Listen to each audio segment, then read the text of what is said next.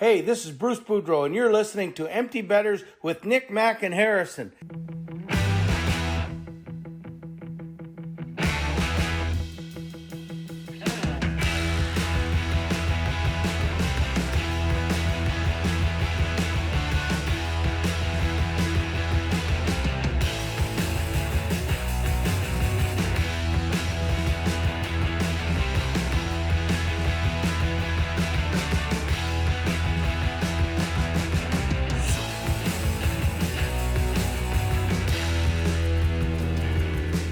Good morning, everybody, and welcome back to episode 188 of Empty Betters. I'm your host, Harrison Scholes. I'm going to toss it across the screen to my co-host, Mr. Nick Manella. How we doing, my friend? What's going on, dude? We got a lot to talk about today. There's some interesting shit that happened in the NHL this past week. I would say we're officially over a month in this NHL season, and this has been one of the most dramatic first months that I can remember. So this is going to be a jam-packed episode. Not going to waste any time. Going to toss it across the screen to my other co-host up in Milwaukee, Mr. Mac Vogel. How we doing? What's up, y'all? Welcome back to another episode. I couldn't agree more. And something I've been thinking about is it finally feels like we're out of the honeymoon stage of this hockey season, if that makes sense. Like, That's a great way to put it. It's time to stop kind of making excuses about like, well, it's early. I don't know. They'll turn it around. It's like, nah, we're halfway through November now. So it's the real deal. But it's certainly been interesting and certainly been dramatic. So I can't wait to discuss here. Yeah, if you know, you know. There's going to be a lot of stuff coming at you real quick in this episode. Before we get started, just want to say a couple house cleaning things.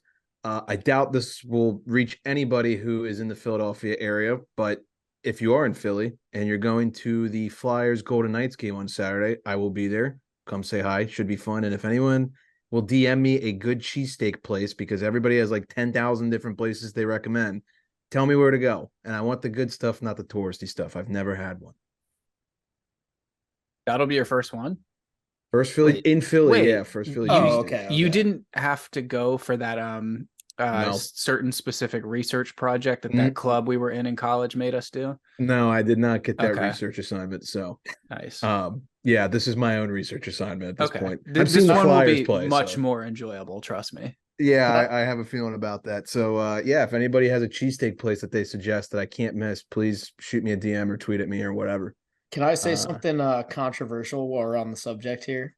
Oh yes, let's do it. And now I really hope some Philly people are listening, because I would love nothing more than for you to just rip me apart. But I don't think that like Philly cheesesteaks are like that crazy. Like, let me explain for a second. I love cheesesteak subs. I fucking love them. Like, they're one of my favorite like sandwiches that you could ever order. We covered this in the which sandwich would be the best party guest. Like, cheesesteak is he's the glue guy. He's there connecting the friend groups, mingling, keeping it fun. Totally, yeah, because he knows the hot sandwiches and the cold ones. He's been on the same menu as a bunch of them before, so he knows them. Yeah. But my point here is, like, Maryland people can be like, oh, you can only get crabs in Maryland. Like, that's fair. Or like, I don't know, there's a bunch of different examples of states that have their thing that it's like, all right, yeah, the best ones are there. I agree. Cheesesteaks, it's not that fucking hard to make one, in my opinion. Like, I don't think that like the best one is that much better than like an average one, in my opinion. Like, it's got it got the right cheese, the meat's cooked well, and there's like the right fixings on it, like peppers, onion, whatever. Like, am I crazy right now, or like do you kind of get what I'm saying? I get where you're coming from, because it is a very like simple sandwich. If you think about it, it's literally, to make a cheesesteak, you literally need three things. You need cheese, meat, and bread. So obviously for me, it's going to come down to bread first, because the bread being crappy is going to make a crappy sandwich really bad, and then a really good sandwich kind of bad. But oh my goodness, you get it right, and it really makes it. I think this part of my problem too is this just feeds into my my kind of perspective that Philadelphia is one of the most overrated cities in the United States. So okay, yeah, we'll leave it at that, and I'm happy to receive all the kind words that I'm gonna receive. Harry's just like now statement. like gonna walk into like whatever it's called now, Wells Fargo, I think, and just get like both kneecaps broken by like security staff. Come like visit that. come visit Harry though if you're in Philly. Yeah, I remind me not to wear this hat. Right.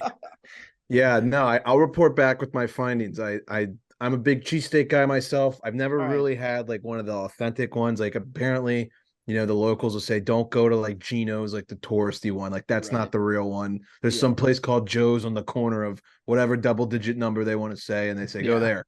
So I will report back. I'll be interested to see if you share the same sentiment or not. I will. And lastly about Philly food, their soft pretzels are actually, from what I hear, pretty legit. Like a Philly soft pretzel is like a thing.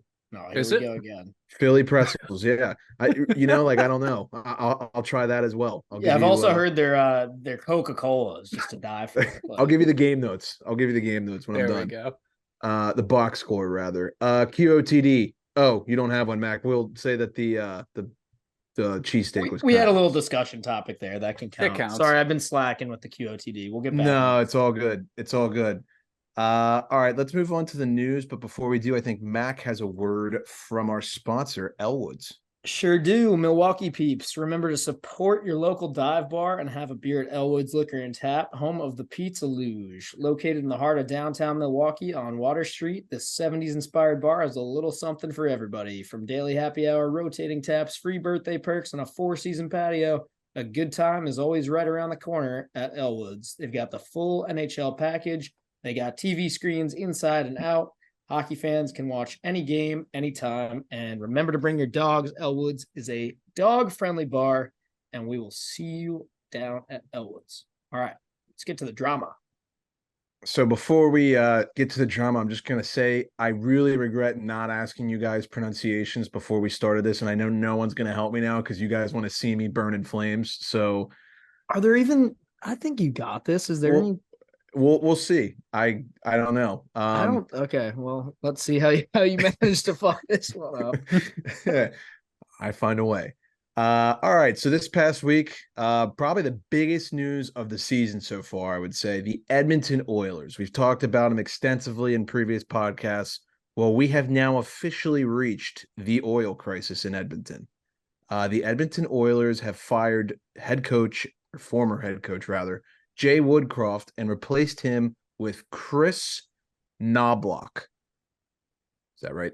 I think that's right. That's how I would read it. Yeah, Knobloch. I don't know. Knobloch. Okay. Hilarious, by the way. We'll go with that. I'm just gonna call him Chris for the sake of this episode. Chris K. Yeah. Yeah.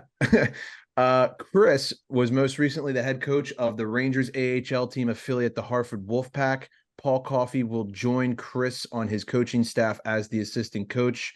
From 2012 to 2017, Chris coached the OHL's Erie Otters, and if you're good with timelines, that's the same time that Mr. Connor McDavid was also playing junior hockey. So McDavid has a little bit of familiarity here. This is McDavid's 5th coach in his 9-year career. McDavid claims that Woodcroft never lost the room in today's press conference, and he also claimed that he found out via a team text about the coaching replacement. Do you buy this? So let's go through the timeline for a second here, because a few days ago I see a video with it was the GM and who was with him? Was it assistant GM or some shit like that? Or I think so. Ken Holland and someone, I can't remember. Well, they each said something that was completely contradictory. One of them said like, yeah, this is we've had some conversations with the players and this is kind of something I felt like, they were on the same page about, whatever. And the other guy, it was his turn to talk, and he was like, we never spoke to the players about any of this. They don't want to be involved, blah, blah, blah. From my experience, like, it's better to leave them out of it. Let them play hockey. That's what they're here to do. I make the decisions, blah, blah, blah. And it's like, okay, that's weird enough. Then McDavid comes out today and says, no, they never heard about any of it, and that he was kind of shocked when he saw the text or whatever. So I don't know what the fuck to believe. I don't know why McDavid would lie about that. So I'm inclined to believe him. I think there'd be more reason for like one of the like GM type people to save face and kind of been the truth on what happened. But if McDavid's saying he didn't know, he found out via text, I'm sure that's probably what happened. I'm in total agreement with you. To me, it just makes more logistical sense that McDavid probably didn't know about it. I would probably feel exactly the same way he feels about it now. I mean, we were talking about that video that was circulating earlier where he seems a little bit pissed off about it. He probably is. I'm sure none of the guys in that room are very happy right now. I think what's really interesting about this whole situation to me is this went from 0 to 100 in the span of 5 days. Like, we know the team was struggling. McDavid had missed some time, teams getting criticized, goaltending's getting criticized, and then like within 5 days, Campbell's waived and is in the A, and Woodcroft's gone. And they lose to the Sharks. Yeah. And I think that's really, like, it can't be overlooked that that's what did it. The weird thing too is, like, going into that Sharks game, everybody is saying, oh, if they lose, Woodcroft's gone. But that was never something that, like, was said by anyone other than just fans speculating. We all just were like, you would think he'd be gone if whatever. And the day after, there was a report, I don't remember who it was from, but something came out that was like, the feeling right now is that Woodcroft will not be fired today. And it was like, okay. It was like, okay, I guess they're going to let him, have a couple more games or whatever. And then just the next day they were like, but today he's fired. Yeah, exactly. like what the fuck? It's the most out of left field shit. But I mean. And they beat the Kraken on Saturday, I believe. And then they fired him after they won. But I read report that they already made up their mind. They just had to get permission from the Rangers to interview Chris, which is why there was like a lag time. So like, I don't know. I guess my bigger question is, like, how do you not consult your generational all-star talent about who the head coach would be? Or just give him a heads up, like, hey, we're going to fire the coach. Like, I also think it's hilarious. I wish I could remember what fucking talking head on the Oilers management staff was saying this, but the one who was literally being like, yeah, let the players play. From my experience, they don't want to have anything to do with this. It's like, no, it kind of affects their job directly. You should probably talk to them. Yeah, they kind of care who their boss is, right? Yeah, like literally. Yeah. So my question to you guys with this is, like, is this the start of their Stanley Cup championship DVD that, like, the team sells after they win it? Or is this just an off year for them and they're going to miss the playoffs? Oof. It's a tough question. I know we've talked about, if the Blues can be in last place in January and turn around to a cup, then, like, who's to say the Oilers can't? But I don't see it right now. I don't either. And, like, I think the thing that I was thinking about most this week is, like, that Blues team was legit. They were good. They just weren't playing well. Right. They also had a goaltender who was playing out of his mind in the playoffs. That's what turned it around too. Bennington got called up out of nowhere and just absolutely went on a tear. So unless that one kid that some people have talked about in Edmonton is going to do that for them, like, I just think this Edmonton team has more problems than that Blues team did. And a lot of them are depth related or contract related and performance related at this point. Yeah, seriously. Well, they've got their first game with Chris behind the bench tonight as we're recording this in about 3 hours here. So that should be interesting. A lot of people on Twitter are hammering the Oilers. I am not falling for that trick. If I did it, they would lose. I guess my last question, like, about this, I mean, we all know this is where this is going to go. There's 2 years left on McDavid's deal. We're seeing pictures of him tweeted in a Rangers uniform every single day by the same account, and it always shows up on my For You page. Don't ask me why. My question to you guys is Rob Rossi. He's a Penguins writer. He got some big traction on Twitter by kind of like calling out, like, not calling out McDavid, but basically saying if he leaves town and doesn't win a cup in Edmonton, his legacy is tarnished forever. Like, you can't put him in the breath with Gretzky, Yzerman, Lemieux, Ovi, Sid. What are your guys' thoughts on that take? I don't really think I buy that. I think if he goes anywhere else and wins a cup, he's still probably going to be one of the greatest players to ever do it.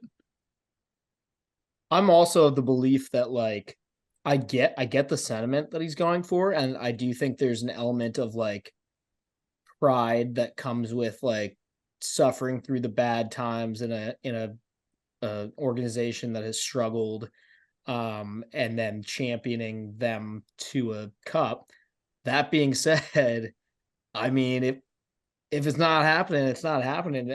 I'm not gonna fucking spend my whole career on this loser ass franchise that can't do shit and continues to mismanage shit and won't sign a goal. Like if it gets to a certain point, like it's kind of like I see it more of like the Eichel situation where it's like I don't think Eichel wanted to leave Buffalo all along, but it got to a boiling point where he was like, dude, fuck this. Like you're not hearing me out. And it's not, I'm gonna stay here and fucking rot if I stay here all career. So I think it gets to a boiling point, and I don't think that there's any shame in that if it does reach that point, if that makes sense. I also think that like whether he's traded or signed somewhere or, if he leaves in any way, shape, or form, he's going to be the most hated hockey player of all time, bar none, in that city. And they're going to have watched the greatest player of all time get dealt away when he probably could have won 2 more cups in Edmonton. And then their next generational talent that like most teams don't even get one of those. And they had it like twice. If you think about like the Tavares leaving the Islanders thing, like multiply it times like 1 billion. Yeah. And that's saying something because New Yorkers are fucking ruthless. But they also have like the Mets and the Jets and the Yankees and the Giants, whereas the Edmonton and they're also not Canadian. Have nothing. I mean, they have a CFL team, so they have nothing. But no, I'm like literally thinking about. I know we've referenced this.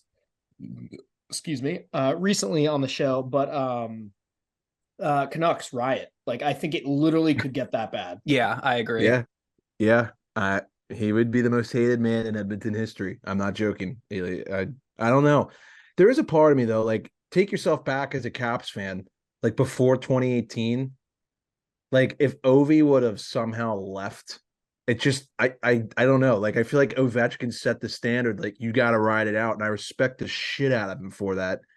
Because if he left and did it somewhere else, I mean, yeah, he's amazing and he's great. He's the greatest goal scorer, but it's that one little thing where I'm like, if he just could have done it in Washington. Yeah. There's definitely something about like, the whole Ovi factor, Stevie Y factor, where you're like with one franchise for that, eternity, and you build them up and you have success with them and go through the whole cycle. But it just doesn't work for everyone. Yeah, it doesn't work for everyone. And I think, especially with it being a Canadian market, like we're already seeing it. We talked about it in the preseason with Toronto, like push is going to come to shove sooner or later. And he's going to be like, on year 10, when it's game 2 and they're 0-2 and someone says, are you going to make the playoffs? He's going to be like, could you like chill the fuck out and then just want to get out of there? Well, it's also like, is it all on him? Because there's a world where they miss the playoffs this year. And then maybe they go back next year and they lose in the second round or something like that. And then all of a sudden he's got 1 year left. And like, if management can sense that he's going to fucking walk at the end, like if he's just done with it, then it's not even up to him and he just gets dealt. You know what I mean? So it's like, I mean, you compare it to the Ovi thing. If the Caps had lost to the Blue Jackets in round 1 of 2018, Ovechkin and Backstrom would both be on different hockey teams right now. I have full confidence in that. Maybe, yeah. Yeah, it's a weird thing to think about. I don't know. 2 years left. He's in his 9th season already, which is crazy to say. I mean, he's not getting any younger. Like he's entering that like OV territory where it's like this guy needs the cup. Now. Yeah. So we'll see how it plays out. It's going to be an interesting finish in Edmonton, and I fully believe they need to get a goalie somehow. They absolutely do. And I think look at the way McDavid has elevated his game in the postseason. I mean, he essentially willed that team to the conference finals that 1 year. They just need to put support around him. Yeah. How about Darcy Kemper for you? Yeah. I honestly think there's a world where like that could happen. Yeah. I buy that. See it. I buy that for Lindgren, sure. Well, I mean, we'll talk about it later, but the Caps have a handful of pretty good looking goalies in the system right now, including 2 have played for them already this season. So, yeah, well, we mentioned the San Jose Sharks a little bit in that little Edmonton segment. They did pick up their first win of the season last week against the Flyers, and then don't call it a hot streak, but they also beat Edmonton right after in the toilet bowl on Thursday. So they went on a 2-game heater and then got absolutely rinsed by Vegas over the weekend. But that was a fantastic hockey game to watch. The Sharks-Oilers game. Stayed up for the whole thing. The last 4 minutes, Edmonton just had the puck the entire time and couldn't find the net. Yeah. Yeah, and then when they get rinsed by Vegas, it's just back to your regularly scheduled program. Exactly. And that was the Empty Betters chat for the 31st and 32nd ranked teams in the NHL. The Oilers currently have 7 points and the Sharks have 5. So, yeah, that's where we're at right now. It's a crazy time to be alive. It's a little bit of sad news here. Ex-Philadelphia Flyer and LA King goaltender Roman Chekamanic passed away at the age of 52 recently on Sunday. Drafted in the year 2000, he played 3 seasons with the Flyers and 1 with the Kings. He had 35 wins in his NHL career, posted 10 shutouts in his first season, won the Jennings Trophy in 02-03, and was a member of the Czech Republic squad that won gold at the 98 Winter Olympics. Backed up Dominik Hasek in that Olympics. That first season stats is like actually unreal. It's like, bonkers. 10 shutouts and 35 wins. Seriously, that's like absurd. Like, I don't know. Yeah. That's got to be like one of the best first seasons ever for a goalie. For sure. Little dead puck era action, as the analysts would say. This news sucks to bring as well. The New York Rangers, they are red hot. Good for you Rangers fans, not good for us three. They extended their point streak to 10 games as they took down the Columbus Blue Jackets last night, Sunday night, in a shootout. The Rangers are 9-0-1 in their last 10. Panarin has a point in every single game this season, and his point streak is up to 14. Is that fucking right? When I was reading over the notes before this episode, I had to like double take what I read. I was like, he has a point in every game this year? Yeah. That's absurd. Yeah. That power play is absolutely lethal. So there you go. And then to make matters worse, Lafreniere, he seems to have found his stride here lately. His 7 points, 3 goals, and 4 assists on a 4-game point streak, and won the game in the shootout last night on an unreal backhand shelf. So, yeah, the Rangers are clicking full steam ahead right now. Dude, it's all smoke and mirrors. That team fucking sucks. Hell yeah. Hell yeah. I just wanted to raise the blood pressure a little bit. Well, I mean, someone probably turned off the episode in the like 5-second pause before you said you were kidding. Right. So and Mac, I am fact checking my stat that I found on Twitter, but I can confirm looking at his game log on NHL.com, he has a point in every single game this season. That's fucked up. Yeah, that's so crazy. Wow. That might be a problem. Yeah. We had our chat at the start of the year about, Devils, Rangers, how that's all going to work out. I mean, so far it looks like, holy shit, the Rangers are the regular season wagon. Yeah.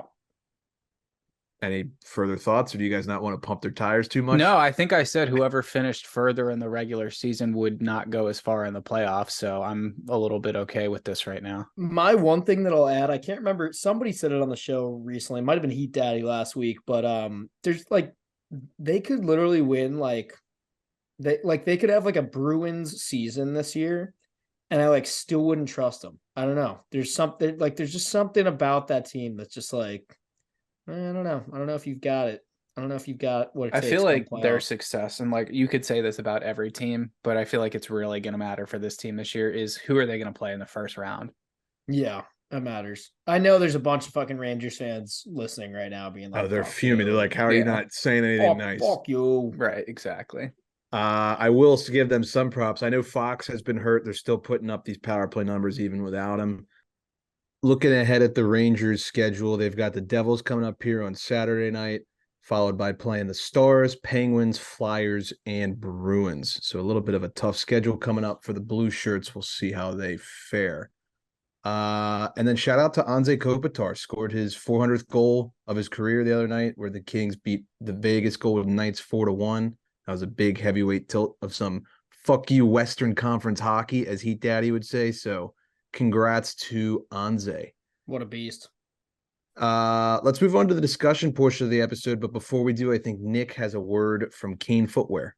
Absolutely, I do. Harry, I think anyone that played in that game that night definitely needs some rest and recovery. So before we move on, let's take a second to talk about that from Kane Footwear. Kane Footwear is changing the game by providing you with a unique shoe focused on recovery while being made from sustainable materials. The Kane Revive is made with bounce-back foam created from Brazilian sugarcane. A renewable resource, sugarcane helps reduce greenhouse gases by capturing CO2 as it grows. Kane's unique bounce-back foam provides the ideal balance, cushioning, and support to help the body renew. Hit the link in our bio today to get a pair of the most comfortable shoes you will ever own. Sounds good. Well, I know one guy who's been recovering a lot this offseason, Mr. Patrick Kane, after some hip surgery. We officially have a rumor from a Sabres writer, Jeffrey Aid. He was retweeted by, I can't remember the name of the account, but this has gotten some traction on Twitter. And according to Jeffrey, this is set in stone. It's just waiting to be announced. We'll see what happens later this week.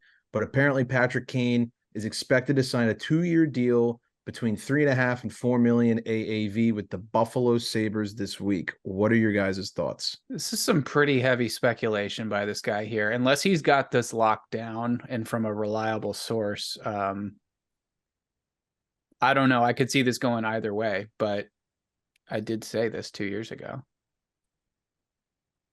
I'm inclined to believe it. I mean, I think usually when somebody tweets something this specific, it ends up being correct. He probably somehow has the scoop and wanted to break it. I will say it's a little puzzling to me, the terms and the money.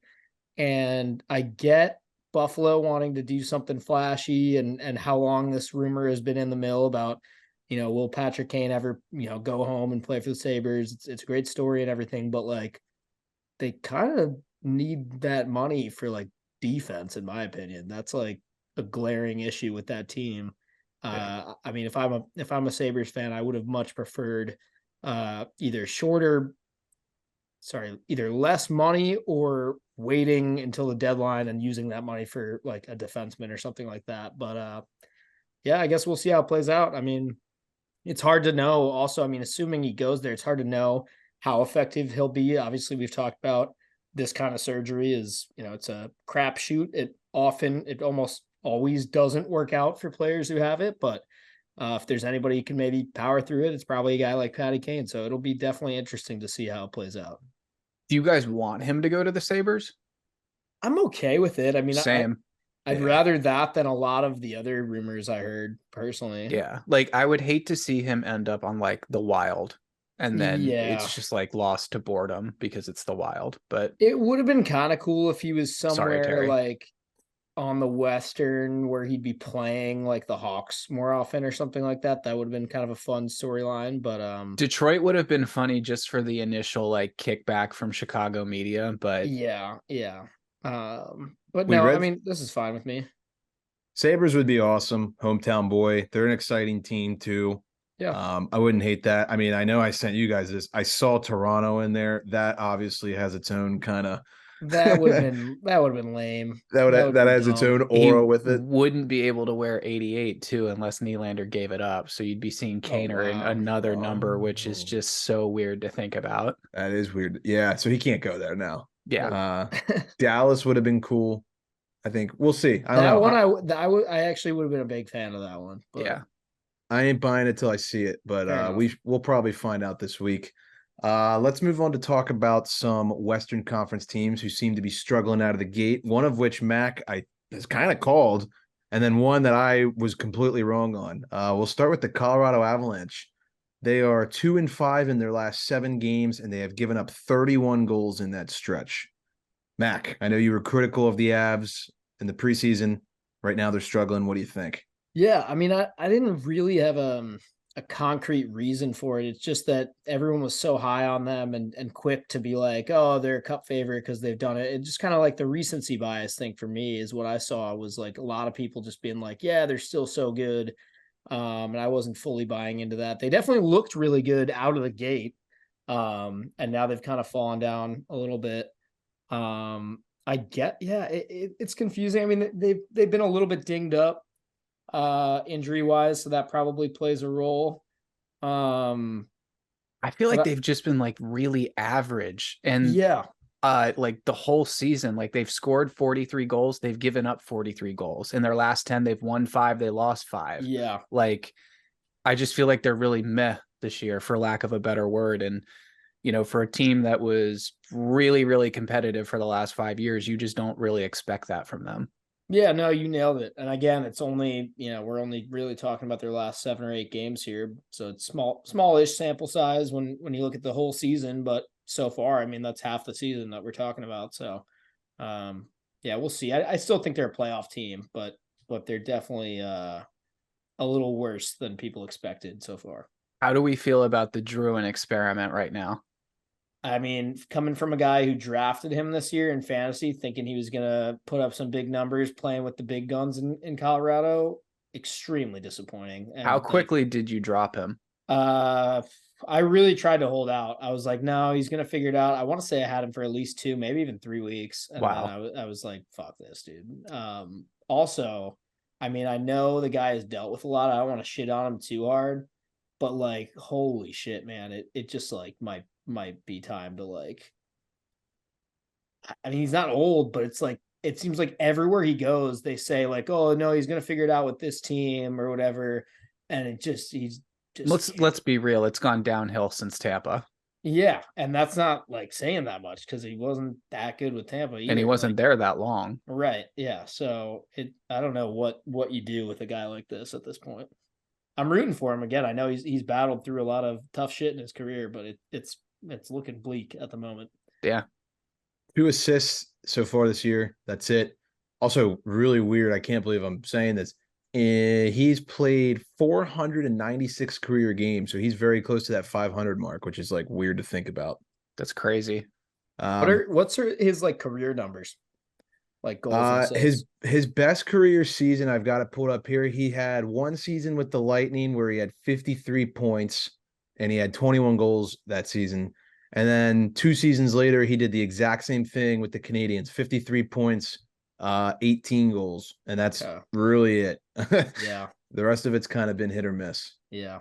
And was drafted 3rd overall, if I'm not mistaken. That is correct. The McKinnon draft, 2013. Yep. I think it was McKinnon, Seth Jones, and then him. Wow. Yeah. It's been weird for Colorado. They got back-to-back shut out. They got shut out by the Pens and the Sabres. Then they kind of look good. Then they get rinsed by the Golden Knights 7-0. And then this is the weirdest thing. On Saturday, they lose to the Blues 8-2 on home ice. Like, what? It's like those last 2 are what does it for me. It's like they have no business like even being in the same arena as like Vegas or St. Louis. And I mean, they were neck and neck with Vegas last year for one of the better teams in the NHL. So it's just bizarre to see them end up like this. And then another team who's been disappointing, who I was pretty bullish on to start the year, the Calgary Flames, currently sit 6th place in the Pacific Division, 10 points through 14 games so far. They are one of 3 teams in the NHL without a player that has at least 10 points thus far this season. They also have the 6th worst offense in the NHL. I think I'm developing a lisp. They called up Dustin Wolf over the weekend, lost his NHL debut 4-1 to Ottawa, and Nikita Zadorov has requested a trade out of Edmonton. What are your guys' thoughts on this? Nick, we'll start with you. Yeah, it's not good. I mean, this is really, really bad. And it sucks to see that both the Oilers and the Flames are literally in the toilet of the NHL right now, because that was supposed to be our next big best rivalry, you know, make this a Sunday night, Saturday night marquee matchup, what have you. Yeah, like you brought in Jonathan Huberdeau and you got rid of like your star in Matthew Tkachuk to do so. And it's really not going well. The guy was benched. I know we'll get to that in a little bit. But I think more importantly, the guy's minus 13 already on the year. Like that's not good. Yeah. I don't know. Hubie did get benched in the 3rd period in their comeback win last week against the Predators. And then they were asking him in the presser, what's going on? He's like, yeah, I'm not playing well. Like I'm not going to sugarcoat it. It's tough watching him talk about it. It really is. It's like, you can tell he just is at a loss. He's just like, he's like in the conference, he's saying, he's like, I know I'm a good hockey player still. Like, I know I have it in me. I just like got to find it. This is another team where I just wish they would like figure it out already, because they've been doing the same exact thing for the last 10 years. Yeah. It's like in the playoffs, losing the first round, you know. I really thought the coaching change this year would make a big difference. And it just hasn't. Yeah. And I was the same way. On, you know, in that same note with Hubie being minus 13, Kadri's minus 12. There's another guy you brought in to make a difference. And oh my goodness, that is bad. Paid a lot of money for that too. Yeah. Not looking great. Yeah. I mean, Calgary, they can't score. I just said they have the 6th worst offense. Holy crap. 7th worst power play. Usually goes hand in hand. So there you go. I mean, that's it right there. Hopefully they can figure it out offensively. And then the Minnesota Wild, Mac, I know you wanted to chat about them. Yeah, another Western Conference team that has, I don't know what the fuck to think about this, but they are not looking hot. They're 5-8-2 now, I think. And they literally just lost the other night on home ice to the Dallas Stars 8-3 and got booed off of their own ice at the end of the game. So any thoughts there, fellas? The Minnesota Mild strike again, boys. Like, there's a reason I call this team that. And just like, it's them. And there's one other team we're going to get to before we wrap this up that I'd actually rather watch paint dry than watch them play hockey. They're boring, dude. Like, why would. And they should not be boring. No, I like Kaprizov, but God. I felt bad. Like, I was watching the highlights from that game against the Stars and like Fleury. Oh my God. Oh my God. It's time. It's probably time. It's probably time. It's tough too, because it's not even like they were losing like 4-0 right away. It's literally like a back and forth game, but every time they score to get within like one goal, they give up the next goal like 30 seconds later. It's like just impossible to fucking win games like that. Yeah. Yeah, I mean, I don't know. Minnesota Mild might be the most perfect name you've ever had, Nick, and we should probably make a T-shirt that says that. Except the only problem with that is it starts with the word win. Right.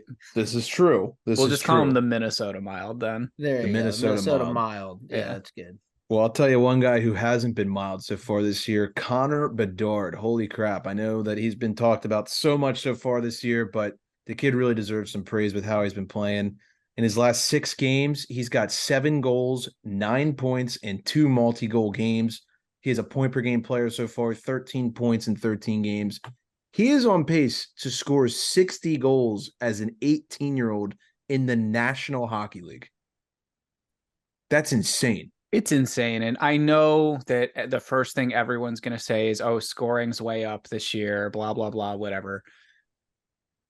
It's still hard not to be impressed with this. Like, he has scored some nasty goals too. The 2 he had in that game against Florida were out of this world. Yeah. And like, he's starting to like look pretty confident too, which I think is the biggest thing. Like, I think after one of those, he goes behind the net and just looks at like, he scores, looks at like some fan in the stands and just like puts his arm up, just like, yeah, what are you gonna do shrug. about it? Like, yeah. Big whoop. Want to fight about it? Yeah, he's starting to feel himself. You love to see that, because he came in, he's been real humble mostly, and you like that too, but you definitely want to see him get you want to see him get overly cocky, but it's good for a young player to have a little bit of swagger like that.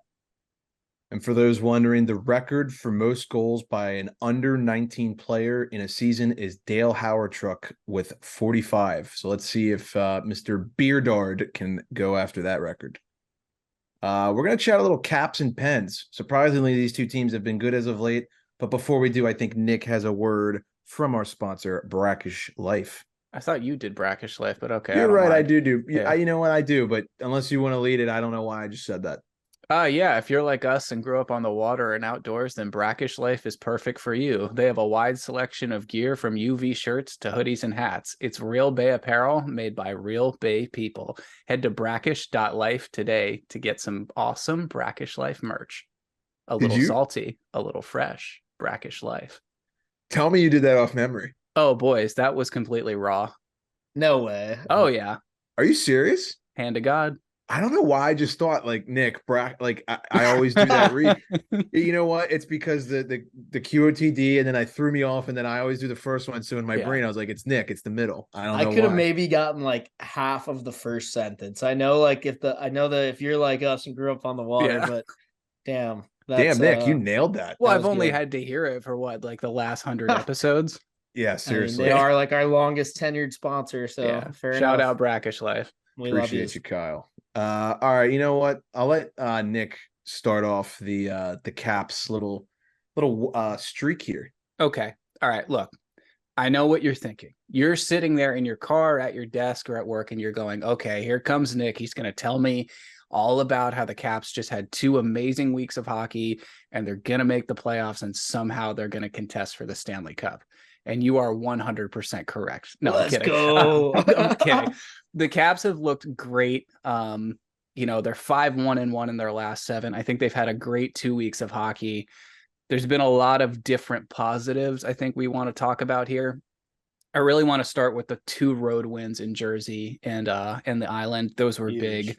Friend of the program, Dean Peluso, had boots on the ground at Barclays Center or whatever it's called now. What is it? I don't even fucking know. Belmont something? Yeah, that one. Not Nassau Coliseum, unfortunately. Yeah, where the Wild Things are. You know exactly what I'm talking about. But he said it was basically silent in there. So for the Caps to go into New York and suck the life out of a team that normally sucks the life out of them, I thought that was great. Gritty fucking win against the Devils. That was awesome. Yeah. Another great one to see. And I go back to the couple games. Mac, who was the one before that where they were they home against CBJ? Maybe was it Florida before that, or the I think one that was where the one we lost. We should have. Probably no, won that you're right, game. Florida, but like tons of positives in that one. McMichael looked great. McMichael looked really good. Mantha looked amazing. Like that might have been the best game I've seen him play in his career, and unfortunately, he got hit in the head with a puck until Kuznetsov attempted to kill him literally on the ice. But right. So there's a lot of good things going on for the Caps right now. I think Mac and I are very much in the same boat of let's see what they're going to do with this roster. They've obviously got some room to play with Backstrom's contract going on LTIR. I know there's a couple guys that have requested trades recently. Mac and I are quite keen on both of them, but I don't think that the bottom 6 of this roster and maybe your last 2D on that last D pairing are something you could go into the playoffs and contend with. I would, for the most part, agree. I do think that name of the game right now is just keep staying afloat until we get some of these guys back. It doesn't help that we're waiting to get guys off of IR and we're putting more guys on there too. Like Marty Ferravari hurt. Yeah, Mantha hurt. That's a problem. Kemper hurt. Like everyone's just getting fucking hurt. So that's not good. But there's some bright spots. Hunter Shepard played out of his fucking mind in net for the Caps the other night. I think he made 34 saves or some shit like that. Let in 1 goal. The dude is now 2-0 in his NHL career, I think. I think so. I know that the Caps are the only team in the league that have had 3 goalies win. I think I said that earlier, but that's kind of a random stat, but a good thing. Charlie Lindgren, I thought, has also really played well every time he's been in net for us. So that's encouraging. Connor McMichael looks awesome. He really, really finally looks like the player he's supposed to be. So that's fantastic. That speed is big right now. Yeah. Yep. And that's the other bummer. I really thought him and Mantha were gelling unbelievably well. The chemistry looked awesome in that Panthers game. So that's a bummer. Hopefully Mantha's not out for a real long time, but I'm kind of worried he might be. Nick Aube-Kubel. Let's talk about him for a second, because this is a guy who he didn't make the team at the beginning of the year. Not so much because he didn't play well, but there was just guys like Phillips who kind of outplayed him and earned their spot. And I understand that, but with the 2 or 3 games that he's played with us so far, I think it's pretty clear that this guy deserves a roster spot. He drives play. He's what I would call a quintessential 4th liner. He's just a perfect energy guy on the 4th line to play with a guy like Nick Dowd or somebody similar and just go out there and run around like a madman and throw some hits, score some goals, shoot the puck. I think he absolutely deserves to stay on the team even after guys are back and healthy. I think, it's the exact reason he won that roster spot last year is just exactly what he's bringing to the team this year. And I think he's absolutely earned it. 100%. The Caps are a playoff team is what I'm hearing out of you two. We said it at the beginning. Sticking by your guns, huh? I think better than the Penguins. And Mac nailed it. Whoa. They just need to stay afloat right now. And that's what they're doing. If they can keep this up, I think they're okay. Yeah. Right now they're playing, honestly, the last 7 games are playing better than they need to. The scary part for me as a Caps hater is that they can't score goals, and yet they're still winning. And Ovechkin has been relatively tame up until the Islanders game, and they still win. So that's a little weird for me to think about, and it doesn't sit right with me. But I guess kudos to you guys. They don't ask how, they ask how many. The last thing I'll say, you make a good point there. I think Carberry said it in a presser, maybe even this morning, He said something along the lines of like, I'm impressed with like their grit and their, how much they want to win, and that's great and all, but it hasn't been pretty most nights or something like that. And that's true. We've played well, but there's definitely a lot to improve on. So hopefully they straighten out some of the mistakes, because there's been some bad ones. Yeah, for sure. Well, we'll move on to the Pens. 4-game winning streak, and they swept the Cali road trip for the first time since their 97 season, which is pretty crazy to think about. Here's a weird stat for you. I can't make sense of this. Tristan Jarry leads the NHL in shutouts with 3 already this season. How does that happen? Talk about the most up and down goalie in the league right now. I don't understand what Jars is doing here, but he's been looking good here as of late. I'm sure I'll change my mind tomorrow when he lets in like 7 or whatever. Brian Rust, man, what a season he's having so far. 5 points in his last 5, 7 goals on the year. Don't know if you guys saw this. This was electric, in my opinion. That game in LA, he gets the OT winner. They go back and review it, say he was offsides, and 20 seconds later, he does the wraparound, looks the ref in the eye, and just gives him the good goal celly, which I thought was fucking awesome. I did see that. That was cool. Yeah, that's always a good one. Erik Karlsson, man, he is cooking right now. He's got 9 points in his last 5. I don't understand advanced analytics, but he's like the number 1 guy in every analytic over the month of November so far. Per Jay Fresh, if you're into that, you should go follow him.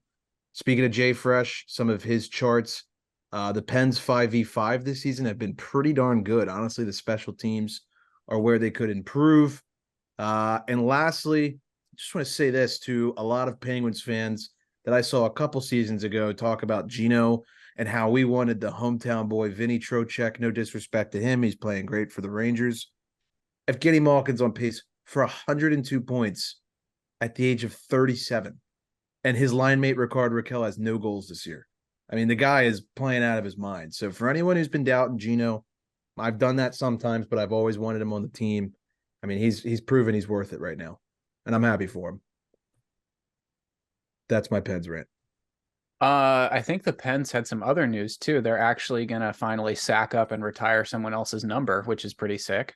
Yeah, I guess I forgot to add that in here. Jaromir Jagr, I think it's February 19th. Don't quote me on that. Against the LA Kings, they're going to be retiring Jagr's number. That should be a really fun night. I actually want to see what tickets are like. Like, with all due respect, obviously he played for the Rangers, he played for the Caps, he played for the Flyers. I mean, he should be retired like as a Penguin. Like, yeah.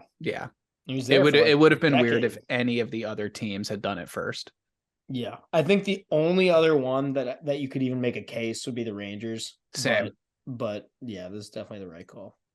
If the Penguins marketing team doesn't give out mullets that night, I don't know what you're doing. I mean, that's the most slam dunk thing you could ever do. That's so true. Oh, easily. So my follow-up question to that for you is, what other numbers do you have on your list for the Penguins to hoist up soon? Because I feel like the Caps and the Penguins have just not done them in like the last 20 years for some reason.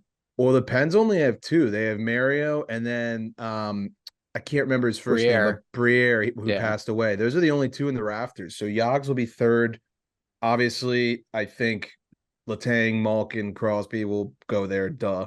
I would be interested to see if maybe Fleury does too. Yeah, I was wondering. That one's a toss-up, but I think there's a good chance. Yeah, that's really the 4 I would say that are coming up. But Mac, do you know obviously Brian Dumoulin and Ole Mata too. Well, specifically Ole Mata, yes, absolutely. Yeah, don't forget about Zach Aston Reese too.